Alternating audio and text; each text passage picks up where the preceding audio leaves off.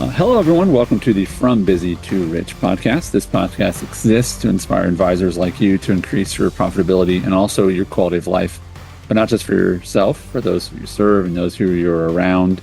But today, we are going to talk about specifically sort of the mindset game, right? The world that is inside of our head, the world that exists no matter what we're doing. It's always going, and sort of that conscious thought that no one else can see, that conversation that's always happening.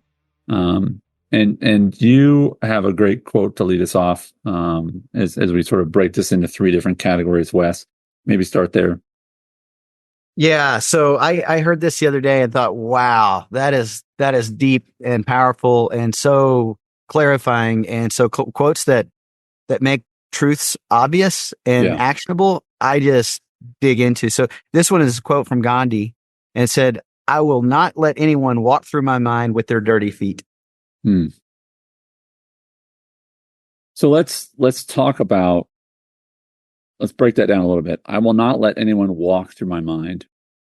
I think that, and probably not the people listening to this podcast, but there's people that believe that person made me angry. That person did this. In reality, we get to choose our reactions. I was on a trip recently and we witnessed an incident in a parking lot, and this gentleman was screaming at this woman and just kept screaming and getting louder to where real mad. Is that why you were screaming?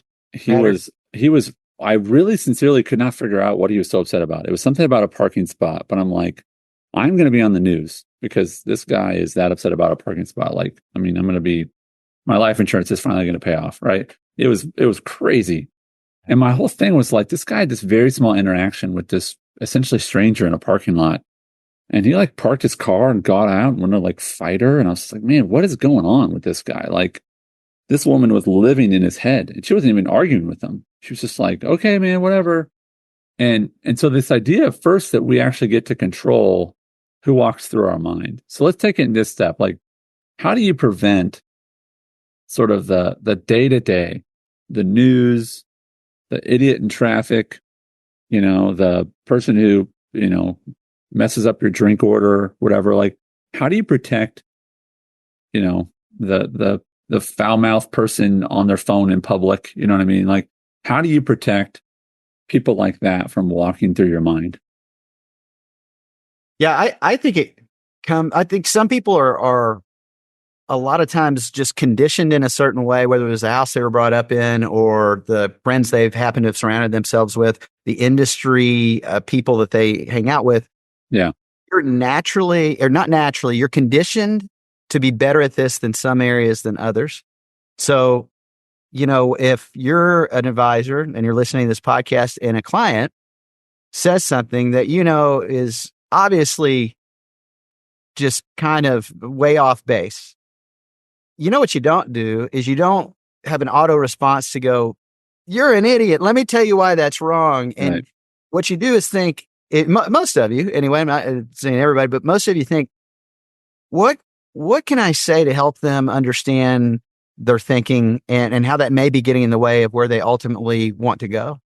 And so it's a very different response. So when you meet someone out there that is one of these that you have no connection with whatsoever, and your natural response is to lose your mind, if you will, literally, ask yourself the question, wait, what's going on in me that's causing me to allow them to trigger that? Boy. And if you don't, you really, in that particular area of your life, are allowing yourself to be emotionally unfit. Yeah. Emotionally unintelligent. And there's again, I love quotes. So there's this great quote by Travis Bradberry. Says, emotional intelligence is your ability to recognize and understand emotions in yourself and in others, and your ability to use this awareness to manage your behavior and relationships. So are you aware right now, if someone were to follow you around with the camera in your mind, even because some of you have learned to like control the like outside voice with this. Some of you haven't, because I ride in the car with people that haven't regularly. Sometimes I find myself being in there.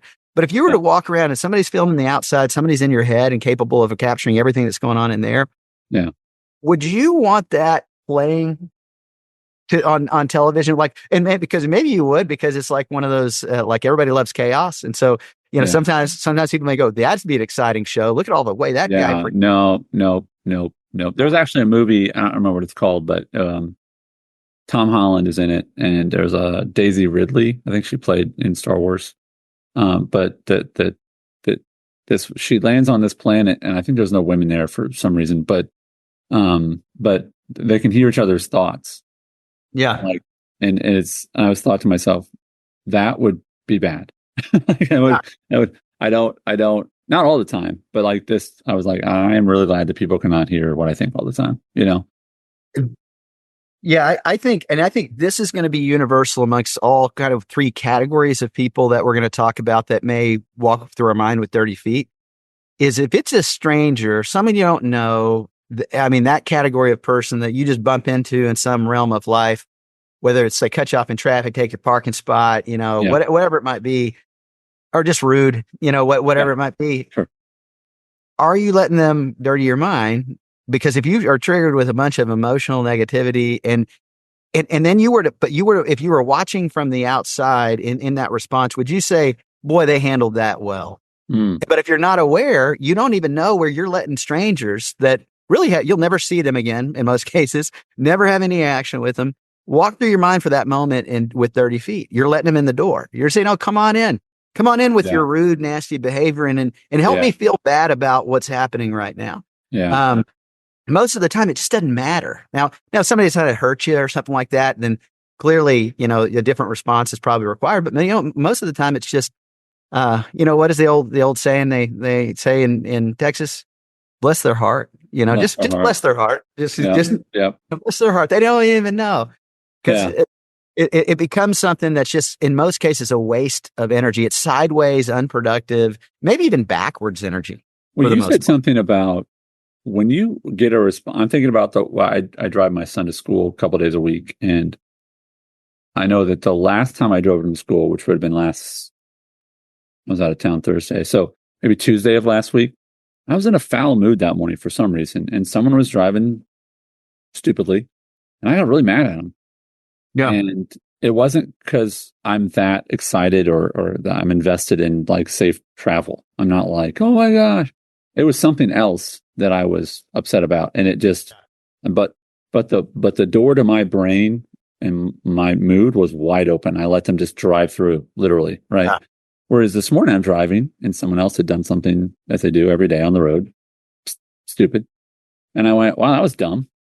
Yeah, that's it. That was it, right? Because my mind was in a healthy place, and I was like, they don't get to be in my brain, and I'm worried about them and trying to cut them off, and da da da.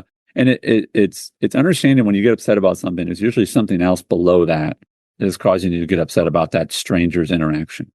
Yeah, it totally is. It's a symptom, and the cause is somewhere else most of the time. So the awareness is just an amazing tool to this is an easy one for me, Andy, and for most people, like wherever strangers or people that are not a part of your like inner circle life are causing you to let them walk through or you're not causing you're allowing them to walk through their mind with 30 feet, where whatever you're responding to that they do. And again, the traffic one's easy because just it's funny to me and it happens a lot. And one day I can be good, just like you, Andy, and one day I can be like, what's going on? Why am I, so upset about this? But it's just, it's not helpful. And I understand people are like, is this really worth talking about? I'm going to tell you, do you want to have a better quality of life?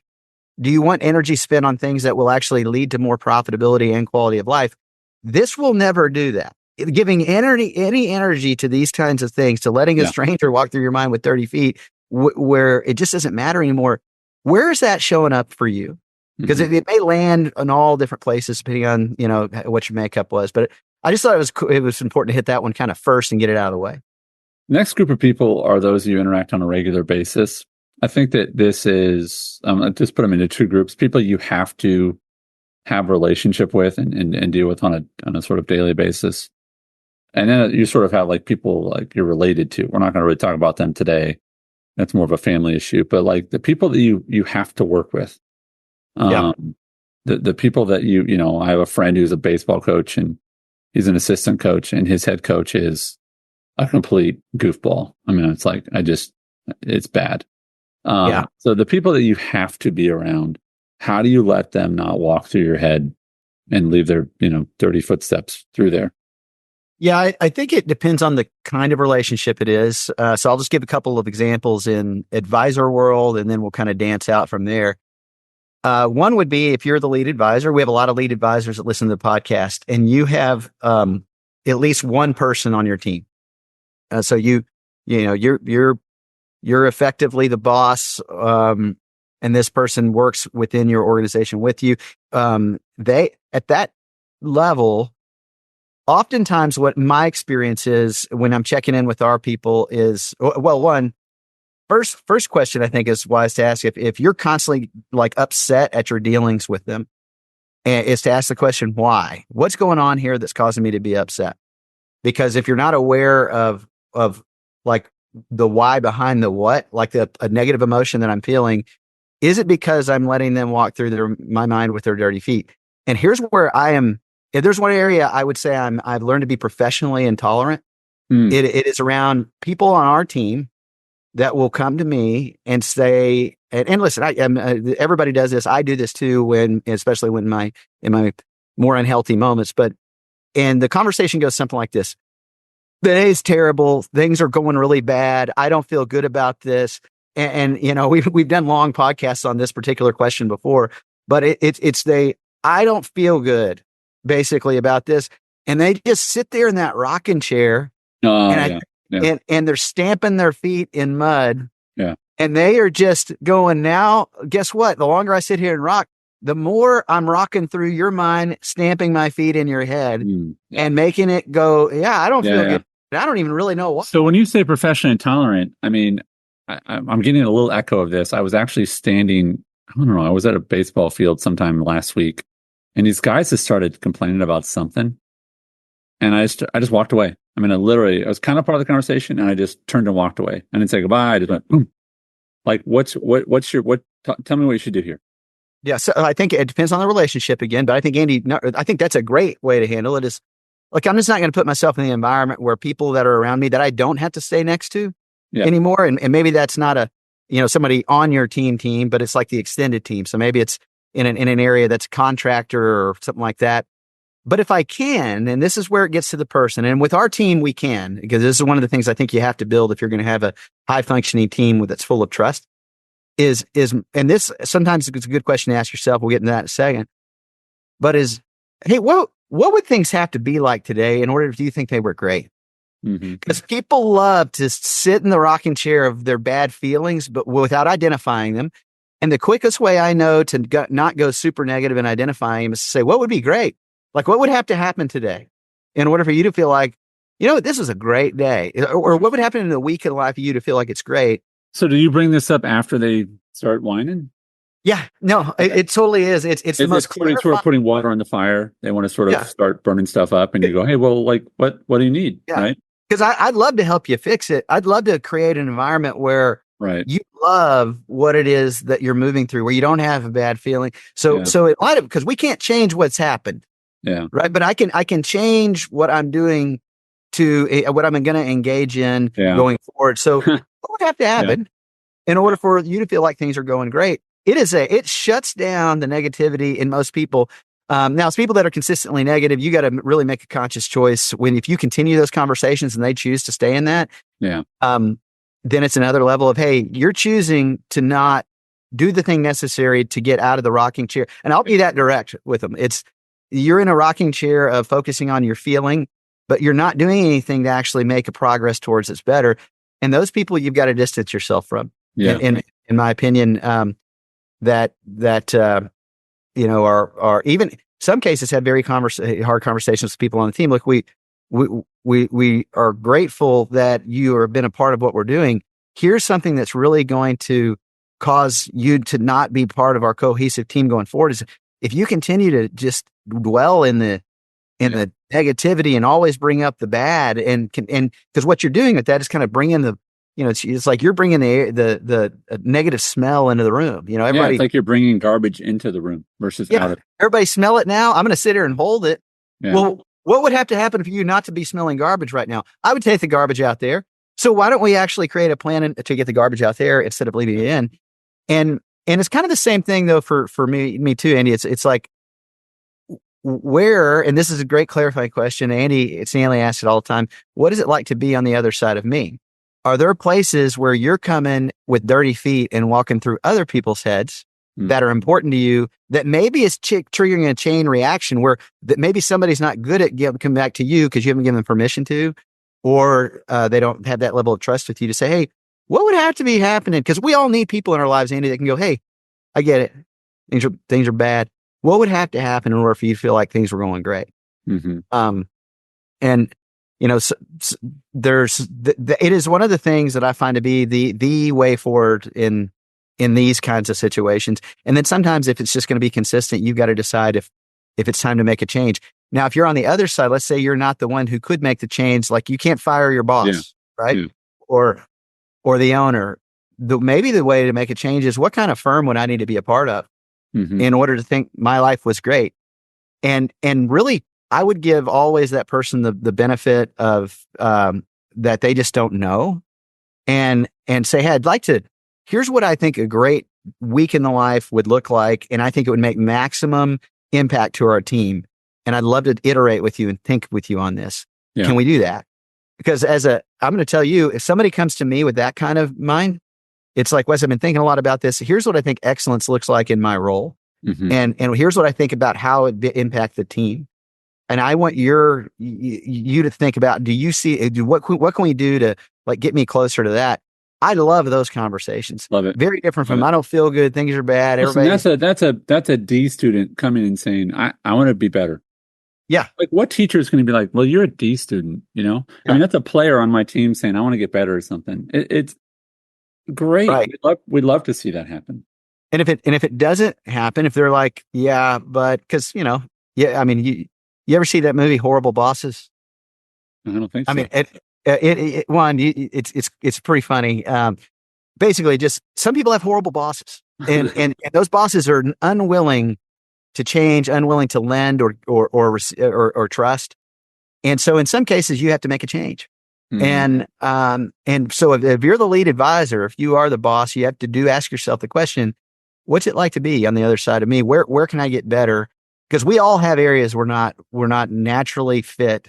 Or we haven't been conditioned yet to respond well to different things that you have to learn over time. But if you're not focused on trying to get better at that and regularly asking that question, you're not aware of what you need to develop. I want to wrap with this, and we'll talk about the third, which is sort of how we talk to ourselves later. But I want to wrap with this, which is that become really intolerant of this. Become very intolerant of strangers being in your head. And even those people that are around you a lot, just don't tolerate this. It is literally like, I don't let people take garbage and bring it in my bedroom and dump it on my bed. Yeah. Like you would be like, what in the world's going on? Like, do not tolerate that, and as you're more aware of it, you won't tolerate it because it's not your garbage. Someone else is trying to bring their garbage into your life. Yeah. And even more so, Andy, just on that one point, it's more like they're standing outside your front door with the garbage and saying, I got this. Yeah. I got this, and you take it and bring it in. Yeah, that is what's happening in there. Yeah. Lock the door. Don't answer the door. Yeah. Well, Wes, thank you for that. And again, we'll have another episode where we talk more about when we're the one carrying it through our head from the past, when we're the one making a path and getting our dirty feet in our own mindset. So, Wes, thanks for that instruction today about how to deal with strangers and also those we work with that are closer to us. And I know that it's going to be helpful to many advisors. So thanks. Blast, Andy.